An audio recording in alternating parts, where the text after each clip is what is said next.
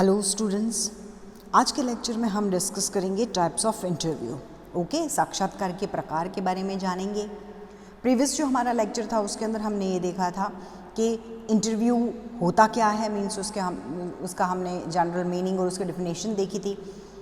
Then फिर हमने ये देखा था कि उसकी कैरेक्टरिस्टिक्स और उसके ऑब्जेक्टिव्स क्या हैं। ठीक है, तो इंटरव्यू हमने ये देखा था कि एक सिस्टमेटिक प्रोसेस होता है, वो एक साइकोलॉजिकल प्रोसेस भी है। इसमें क्या होता है कि दो या दो से अधिक जो लोग होते हैं वो किसी स्पेशल ऑब्जेक्ट के लिए आमने सामने बैठ के और कम्युनिकेशन उनका रहता है, कम्युनिकेट करते हैं एक दूसरे से, है ना। और जो इंटरव्यू लेता है वो साक्षात्कार करता होता है और जो इंटरव्यू देता है उसे उत्तरदाता कहते हैं। और जो इंटरव्यूअर होता है, जो इंटरव्यू लेता है, वो जो उत्तरदाता जो होता है, रिस्पोंडेंट जो होता है, उसकी फीलिंग्स, उसकी थिंकिंग, उसकी टेंडेंसी, है ना, उसकी जो पर्सनल लाइफ होती है उसके बारे में नॉलेज गेन करता है। और ये एक सोशल प्रोसेस भी है। ठीक है, अब हम आज ये देखेंगे कि अलग अलग जो सोशोलॉजिस्ट है उन्होंने जो इंटरव्यू है उसके टाइप्स अलग अलग तरीके से बताएं। किसी ने उनको ऑब्जेक्टिव के बेस पे डिवाइड करने के लिए कहा, किसी ने उसको टाइम पीरियड के बेस पे, किसी ने एरिया के बेस पे, किसी ने फॉर्मेलिटी के बेस पे, इस तरीके से सब ने, किसी ने जो लोग कितने हैं, पर्सन होते हैं, है ना, उनके अकॉर्डिंग, मीन्स इंडिविजुअल और ग्रुप में इंटरव्यू लिया जाए, इस तरीके से अलग अलग बेसिस पे उन्होंने इंटरव्यू के टाइप्स बताए हैं। अब हम जो इंटरव्यू के टाइप्स देखेंगे वो टोटल 8 टाइप्स के बारे में आज के लेक्चर में डिस्कस करेंगे। ओके, सबसे फर्स्ट हम देखते हैं on the basis of purpose. First हमारा टाइप है उद्देश्य के आधार पे। उसके अंदर हम देखेंगे first is diagnostic interview, then treatment interview and then research interview. मतलब हम देखेंगे निदानात्मक साक्षात्कार क्या होता है, उपचारात्मक और अनुसंधानात्मक साक्षात्कार क्या होता है। ठीक है, हम निदानात्मक साक्षात्कार देखते हैं सबसे पहले। डायग्नोस्टिक इंटरव्यू, इस तरीके के जो साक्षात्कार होते हैं इनका जो उद्देश्य होता है वो कोई भी सोशल प्रॉब्लम जो होती है उसके कारणों का पता लगाना होता है। मतलब जिस तरीके से हम अगर एग्जांपल लें कि एक डॉक्टर होता है और वो जो मरीज़ होता है उसकी जो प्रॉब्लम है, उसकी जो बीमारी है उसको जानने के लिए उससे पूछताछ करता है, उसी तरीके से सोशल प्रॉब्लम्स जो होती है या जो इंसिडेंट्स होते हैं उनके कारणों को जानने के लिए इन्वेस्टिगेटर जो होता है, अनुसंधानकर्ता जो होता है, वो सूचनादाता से साक्षात्कार करता है। और एग्जाम्पल अगर हम लें तो जैसे हम क्राइम की बात कर रहे हैं या हम चाइल्ड क्राइम की बात कर रहे हैं, हम जो अनएम्प्लॉयमेंट है ना, उसकी बात कर रहे हैं, तो ये जो प्रॉब्लम्स है ये सोशल प्रॉब्लम्स हैं और इनकी समस्याओं के कारणों को जानने के लिए जो साक्षात्कार किया जाता है उसको निदानात्मक कहते हैं। मीन्स ऐसा नहीं है कि सिर्फ कारण जान लिया और छोड़ दिया, कारण जानने के बाद में उसका उपचार भी हमको करना है, निदान भी हमको करना है कि हमको उसको ये देखना है कि अपराध हो रहे हैं तो अपराध क्यों हो रहे हैं और इसके लिए हम और क्या सॉल्यूशंस निकाल सकते हैं। ओके, देन फिर है उपचारात्मक ट्रीटमेंट इंटरव्यू। ये जो सामाजिक समस्या होती है उसके कारणों को जान लेने के पर्पस से ही नहीं किया जाता है। मतलब सिर्फ हम कारण जान लें और छोड़ दें ऐसा नहीं है। समस्या का जब तक सॉल्यूशन नहीं निकल जाता या समस्या जो है, प्रॉब्लम जो है, उसको दूर करने के लिए लोगों से सजेशंस और उनसे जब तक सॉल्यूशंस नहीं पूछ लिए जाते तब तक इसको छोड़ा नहीं जाता है। तो इस तरीके के जो साक्षात्कार होते हैं वो ट्रीटमेंट इंटरव्यू कहलाते हैं। मतलब प्रॉब्लम जो है उस क्या वो पता लग गई, उसका कारण पता लग गए, फिर उसकी समस्या के लिए हम लोगों से सजेशंस मांगेंगे। ओके, देन फिर है जो रिसर्च इंटरव्यू होता है, अनुसंधानात्मक उपचार। ठीक है, तो अनुसंधानात्मक जो साक्षात्कार होता है उसका उद्देश्य क्या होता है, उसका ऑब्जेक्टिव क्या होता है कि जो सोशल लाइफ है हमारी, जो इंसिडेंट्स है, उनकी नई नॉलेज और नए फैक्ट्स को ढूंढ निकालना, उनकी खोज करना। अब जो सूचनादाता होते हैं उनकी जो भावनाएं हैं, उनके विचार, उनकी टेंडेंसी, उनके जो आइडल होते हैं, उनकी जो नॉर्म्स वैल्यूज़ होते हैं, उन सब के बारे में जानकारी लेने के लिए इस तरीके के ये जो रिसर्च इंटरव्यू होते हैं ये किए जाते हैं। ओके, तो फर्स्ट हमारा था on the basis of purpose. इसके अंदर है डायग्नोस्टिक इंटरव्यू, ट्रीटमेंट इंटरव्यू और रिसर्च इंटरव्यू। ठीक है, then second is on the basis of numbers of informants. ठीक है, सूचनादाता जो होते हैं उनकी संख्या के आधार पे। अब उसके अंदर हम देखते हैं व्यक्तिगत साक्षात्कार जिसे कहते हैं पर्सनल इंटरव्यू, और सामूहिक साक्षात्कार वो कहलाता है ग्रुप इंटरव्यू, है ना, नाम से ही पता है हमको। अब पर्सनल इंटरव्यू की अगर हम बात करें तो इसमें हम ये देखते हैं कि नाम से ही पता चल रहा है कि पर्सनल मीन्स इंटरनल, एक इंडिविजुअल पर्सन की कोई जो आंतरिक जो इन्फॉर्मेशंस चाहिए होती है, ठीक है। तो इस तरीके के जो इंटरव्यू होते हैं उसमें एक टाइम में एक ही इंटरव्यू लिया जाता है और जो सूचनादाता होता है उसके बारे में उससे क्या किया जाता है, कम्युनिकेट किया जाता है। इसमें जो साक्षात्कारकर्ता होता है वो क्वेश्चन पूछता है और सूचनादाता उसके आंसर्स देता जाता है। इसमें जो सूचनादाता होते हैं वो साक्षात्कारकर्ता से क्या करते हैं, मोटिवेशनल लेते हैं, है ना, उनको मोटिवेशन मिलता है।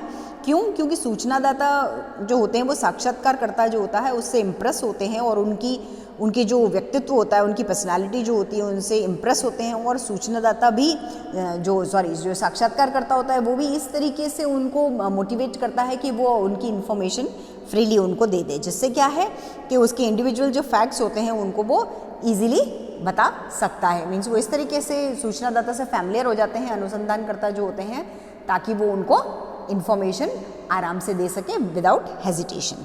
ओके, अब अगर हम इसके बेनिफिट्स देखें तो इस तरीके के जो इंटरव्यू होते हैं उनमें सब्जेक्ट से रिलेटेड विश्वसनीय और प्रामाणिक सूचनाएं हमको मिल जाती है। और अगर सूचनादाता को कोई प्रश्न समझ नहीं आता है या वो गलत समझता है या तो साक्षात्कार उसका बहुत अच्छी तरीके से साक्षात्कारकर्ता क्या करता है, जो इंटरव्यू लेता है वो उसको उसकी सूचनाएं भी देता है और उसको स्पष्ट बताता है, उसको क्लियर समझाता है कि वो पूछना क्या चाह रहा है। फिर कि इस तरीके के ये जो इंटरव्यू होते हैं इनमें ऐसे सेंसिटिव क्वेश्चंस होते हैं जिनसे उत्तरदाता गुस्सा भी हो सकता है, वो इमोशनल भी हो सकता है, उसको डर भी लग सकता है। तो वो इस तरीके के जो क्वेश्चंस होते हैं उनमें हेर फेर भी कर सकता है। मीन्स क्वेश्चन क्या पूछा है और उसका वो आंसर अलग तरीके से भी दे सकता है। तो ऐसा नहीं हो कि उसकी भावनाओं को ठेस पहुंचे या उसकी फीलिंग हर्ट हो, इसलिए बहुत अच्छी तरीके से उनसे पर्सनल इंटरव्यू किया जाता है। देन फिर क्वेश्चंस की अगर लैंग्वेज डिफ़िकल्ट है तो भी साक्षात्कारकर्ता जो होता है वो उसको ईजी बना देता है, ये एक बेनिफिट है। फिर हम ये देखते हैं कि ऐसे जो इंटरव्यू होते हैं उनमें जो इन्फॉर्मेशंस होती है उनको हमको जांचना पॉसिबल होता है। क्यों? क्योंकि पर्सन जो होता है हमारे सामने होता है और हम उसको ऑब्जर्व करके सारी जानकारी भी ले सकते हैं, ठीक है। अब ये जो पर्सनल जो साक्षात्कार होता है ना, पर्सनल इंटरव्यू जो होता है, इसमें हमको डीप और बिल्कुल कॉम्प्रिहेंसिव जो नॉलेज होता है वो हमको पर्सन के बारे में मिल जाता है। अब इससे क्या होता है कि दोनों जो व्यक्ति होते हैं, जो साक्षात्कार कर रहा है और जो साक्षात्कार दे रहा है, उन दोनों का ही क्या होता है, रिलेशन स्ट्रांग होने की चांसेस होते हैं। अब ये तो हमने बेनिफिट्स की बात की। ऐसा नहीं है कि पर्सनल इंटरव्यू के कोई डीमेरिट्स नहीं है, उसके दोष भी हैं। तो उनको हम देखते हैं कि इसमें टाइम ज़्यादा लगता है, पैसा भी खर्च होता है और हमारा को लेबर भी लगता है। क्यों? क्योंकि अगर पर्सन के पास हम इंटरव्यू लेने जा रहे हैं या पर्सन हमारे पास नहीं आया है तो हमारा टाइम ख़राब होगा, दूसरे दिन उसका फिर वेट करना पड़ेगा, या हम जाएंगे तो हमारा पैसा खर्च होगा, हमारा एफर्ट लगाएंगे हम, लेबर खर्च होगी, है ना। इस तरीके से इसमें खर्चा होता है। फिर इसमें पक्षपात की पूरी संभावना होती है।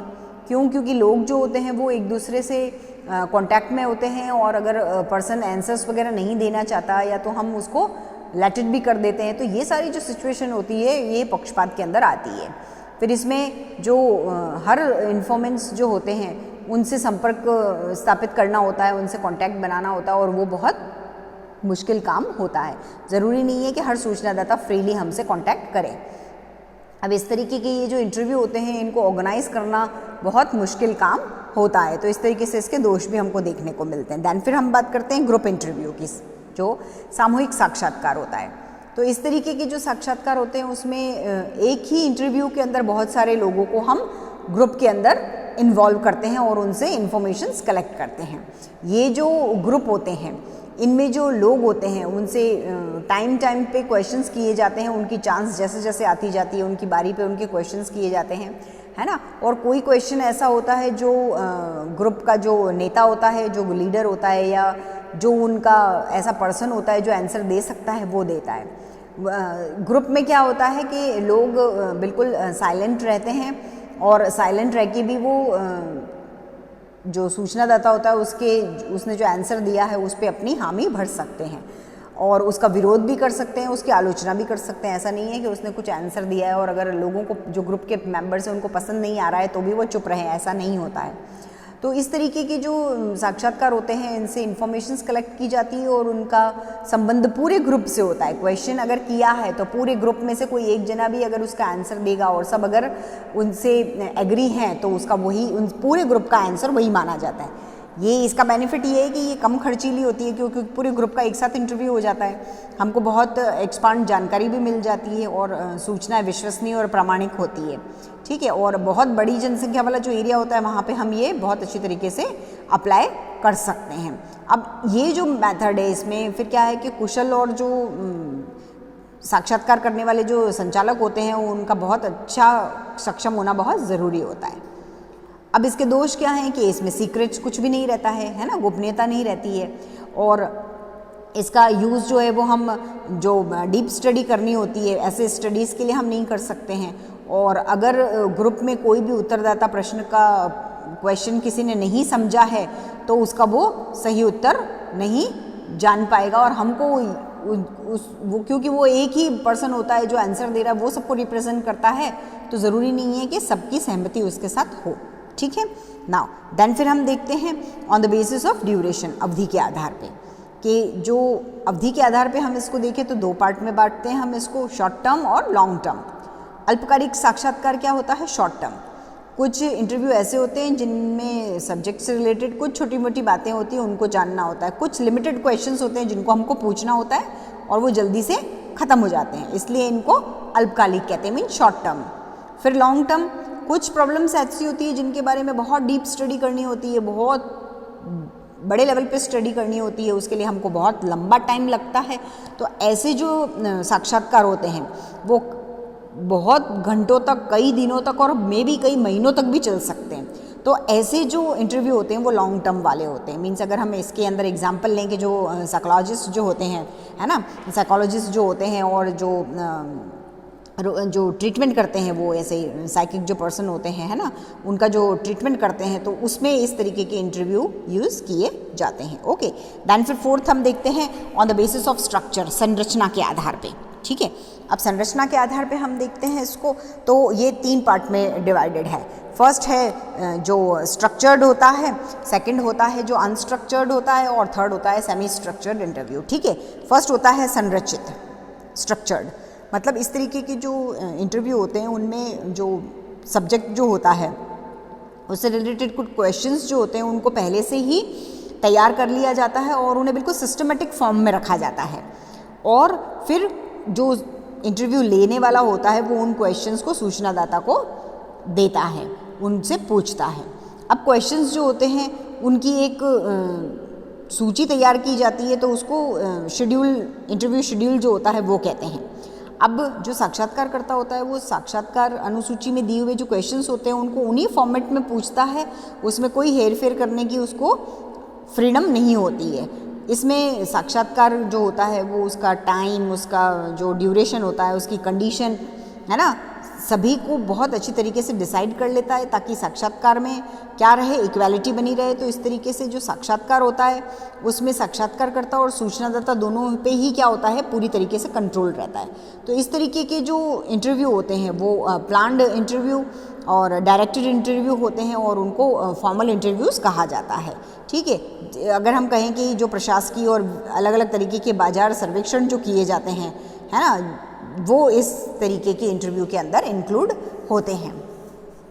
देन फिर हम बात करते हैं कि जो अनस्ट्रक्चर्ड इंटरव्यू होता है, असंरचित साक्षात्कार, तो इस तरीके के जो साक्षात्कार होते हैं वो अनिर्देशित और अनियंत्रित होते हैं, मीन्स अनकंट्रोल्ड होते हैं। इस तरीके के जो साक्षात्कार होते हैं उसमें कोई भी निर्धारित प्रश्न वगैरह नहीं होते हैं, क्वेश्चंस का फॉर्मेट भी नहीं होता है, इमीडिएट क्वेश्चंस किए जाते हैं। तो इस तरीके के जो साक्षात्कार होते हैं उसमें जो इन्फॉर्मेशंस होती है जो सूचनादाता से ली जाती है तो उनकी जो फीलिंग्स होती है, उनके आदर्श विचार, उन सबको देखा जाता है। और इसमें जो साक्षात्कार करता होता है वो गाइड करता है और उसके लिए वो एक इंटरव्यू गाइड का यूज़ करता है ना। तो उसमें फिर सब्जेक्ट से रिलेटेड जिस भी तरीके की नॉलेज लेनी होती है, जानकारी लेनी होती है, उसके बारे में ऊपरी जो ज्ञान होता है, मोटी मोटी जो बातें होती है वो पूछ ली जाती है। और इस तरीके से जो साक्षात्कार का यूज़ करता है है ना। इस तरीके के जो ये अनस्ट्रक्चर्ड जो इंटरव्यू होते हैं वो कहाँ, ये जो ट्राइबल एरियाज़ वगैरह जो होते हैं उनके स्टडी के लिए किया जाता है, ठीक है। और ऐसे साक्षात्कार में क्या होता है, साक्षात्कारकर्ता में बहुत हाई लेवल का नॉलेज और उसमें एफिशिएंसी की बहुत ज़रूरत होती है। देन फिर थर्ड हम इसमें देखते हैं अर्ध संरचित, मीन्स जो सेमी स्ट्रक्चर्ड इंटरव्यू होता है। इस तरीके का जो इंटरव्यू होता है वो ना तो कंप्लीट स्ट्रक्चर्ड कहा जाता है और ना अनस्ट्रक्चर्ड, इनमें दोनों का ही मिक्सअप होता है। कुछ क्वेश्चन सिस्टमेटिक होते हैं और कुछ अपनी मर्जी से पूछ लिए जाते हैं, कुछ उसी टाइम निर्मित कर लिए जाते हैं, तो इस तरीके से उसमें फ्रीडम होती है। देन फिर फिफ्थ हम देखते हैं on the basis of frequency, आवृत्ति के आधार पे। कई बार क्या होता है कि जो इंटरव्यू होता है वो एक ही बार में कंप्लीट हो जाता है और कई बार उनको क्या करना पड़ता है, हमको रिपीटेशन करना पड़ता है। तो उस बेस पे इसको दो पार्ट में हम डिवाइड कर सकते हैं। फर्स्ट और final interview and second is repetitive interview.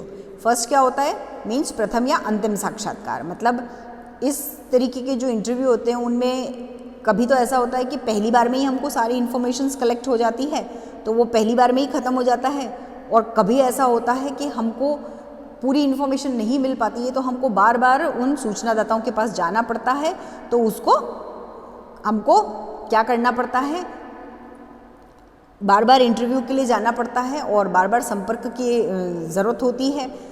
तो एक तो पहली बार लेते हैं, एक बार बार जाना पड़ता है, उसको पुनरावृत्ति में इंक्लूड करेंगे हम। और एक क्या होता है कि जो सूचनादाता होते हैं उनसे संपर्क की कोई ज़रूरत ही नहीं होती है, तो उसको प्रथम या अंतिम बार कहा जाता है। मीन्स पहली बार गए, उसी में हमको सारी इन्फॉर्मेशन मिल गई और हम नहीं जाएंगे उसके बाद में उसके पास सारी इन्फॉर्मेशन कलेक्ट हो गई है, तो उसको प्रथम या अंतिम बार इस तरीके से कहा जाता है।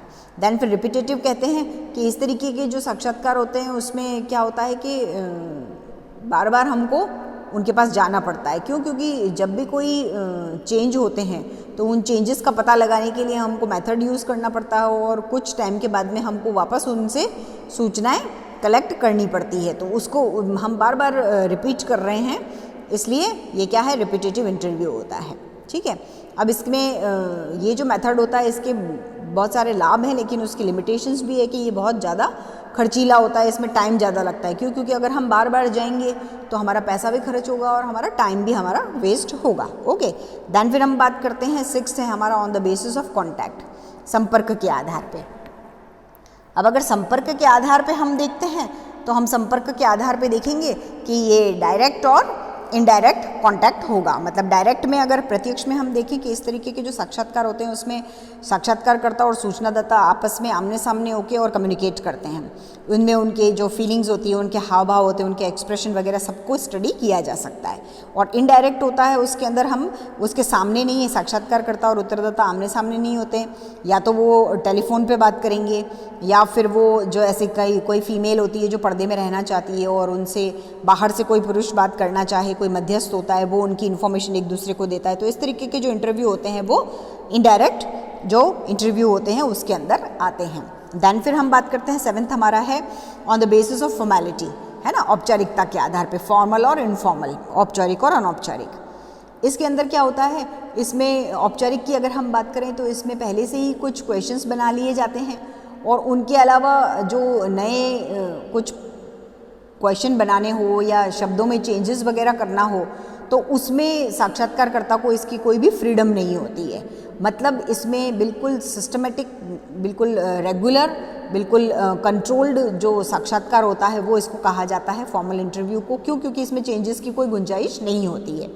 देन फिर इनफॉर्मल इंटरव्यू, इसमें साक्षात्कारकर्ता जो होता है उसको नए क्वेश्चन तैयार करने की, उनका फॉर्मेट चेंज करने की, जो मीनिंग होता है उसको एक्सप्लेन करने की, है ना, प्रश्न जो होते हैं उनकी जो शब्दावली होती है उसमें चेंजेस करने की उसको पूरी तरीके से फ्रीडम होती है। और इसमें जो साक्षात्कार होता है उसके टाइम पे किसी तरीके की कोई भी अनुसूची वगैरह जो होती है, शेड्यूल वगैरह, उसकी हेल्प नहीं ली जाती है।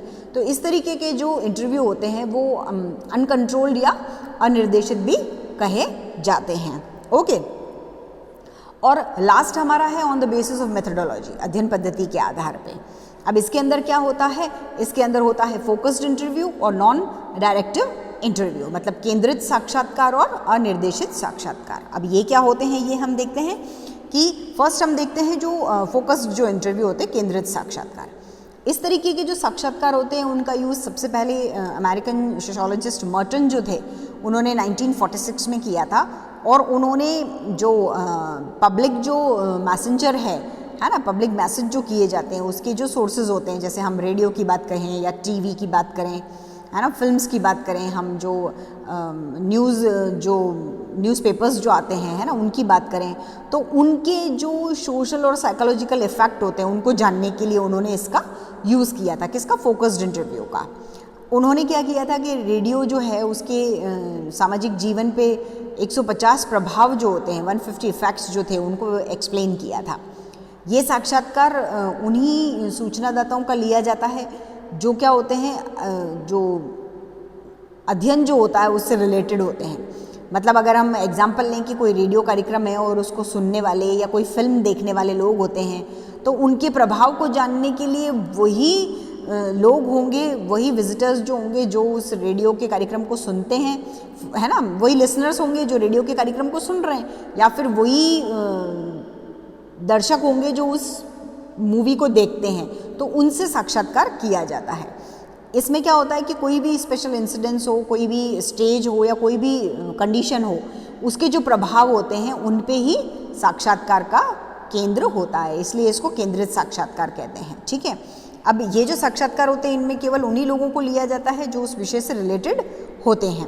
और इस तरीके के जो साक्षात्कार होते हैं इनमें इंटरव्यू गाइड जो होती है उसकी हेल्प ली जाती है, और जो सब्जेक्ट होते हैं उनसे रिलेटेड बातें जो होती है उनका पता लगाया जाता है।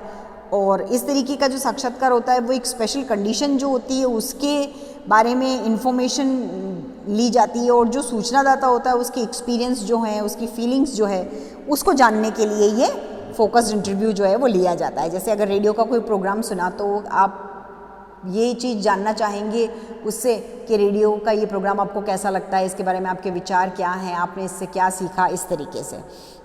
तो इसमें क्या है, साक्षात्कारकर्ता जो सूचनादाताओं के उत्तर जो होते हैं उनको प्रभावित नहीं करता है। इसमें जो इंसिडेंट होती है, घटना होता है, उसका पहले से ही विश्लेषण करके और क्वेश्चन का एक फॉर्मेट हम तैयार कर लेते हैं। ओके, नाउ अब हम बात करते हैं नॉन डायरेक्टिव इंटरव्यूज़ की, जो अनिर्देशित साक्षात्कार होता है। इसको अनियंत्रित और असंचालित जो साक्षात्कार होता है वो भी कहते हैं, अनकंट्रोल्ड।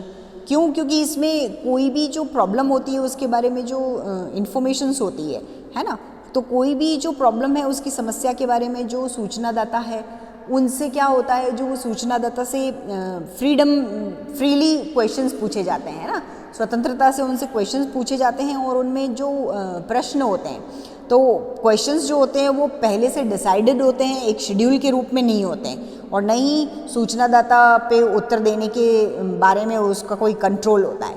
मतलब न तो क्वेश्चन का फॉर्मेट तैयार होता है और न ही इन्फॉर्मेंट्स जो होते हैं उनको प्रेशराइज कर सकते हैं हम कि इनका आपको आंसर देना है। इसमें सूचनादाता जो होते हैं वो फ्री होके सब्जेक्ट के बारे में इंफॉर्मेशन दे सकते हैं, और साक्षात्कारकर्ता जो होता है उसको बहुत पेशेंस रखना पड़ता है और पेशेंस से उनको सुनना पड़ता है। अगर कोई इन्फॉर्मेशन छूट जाती है तो सूचनादाता सारी बात कह देने के बाद में भी अगर क्वेश्चन पूछें और वो उसका जवाब दे देता है। और ये साक्षात्कार जो होते हैं ये इनफॉर्मल जो इंटरव्यू होते हैं उसके जैसे ही होते हैं। ठीक है, इनफॉर्मल इंटरव्यू जैसे होते हैं नॉन डायरेक्टिव इंटरव्यूज़। मतलब इसमें बहुत ज़्यादा डायरेक्शन नहीं होता है, वो बिल्कुल फ्रीली लिए जा सकते हैं। ओके, तो आज का जो हमारा लेक्चर रहा उसके अंदर हमने जो टाइप्स होते हैं इंटरव्यू के उनके बारे में डिस्कस किया कि हमने यहाँ 8 टाइप्स देखे हैं और उनके अंदर फिर सब पॉइंट्स हैं कुछ, उनके बारे में हमने डिस्कस किया है। ओके, आज के लेक्चर के लिए इतना काफ़ी है। नेक्स्ट लेक्चर में हम जो इसका प्रोसेस है इंटरव्यू का और उसके लिए क्या क्या हमको जो स्टार्टिंग प्रिपरेशन करनी पड़ती है, ठीक है, और इसकी जो क्वालिटीज़ होती है उन सब के बारे में नेक्स्ट लेक्चर में हम डिस्कस करेंगे। Okay, thank you.